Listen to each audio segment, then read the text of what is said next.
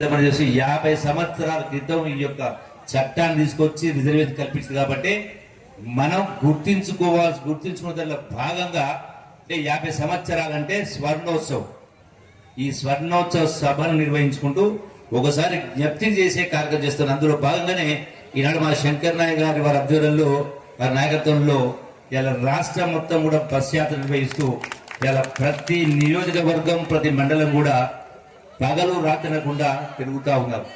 అంటే దీని ద్వారా ఒకటి జ్ఞాపకం చేయడం, రెండవది ఆదివాసీలను ఇలా ట్రైబల్స్ ను లంబాడీలను అందరినీ కూడా వాళ్ళొక చైతన్యం తేవడం కోసం చైతన్యం తీసుకోవడం.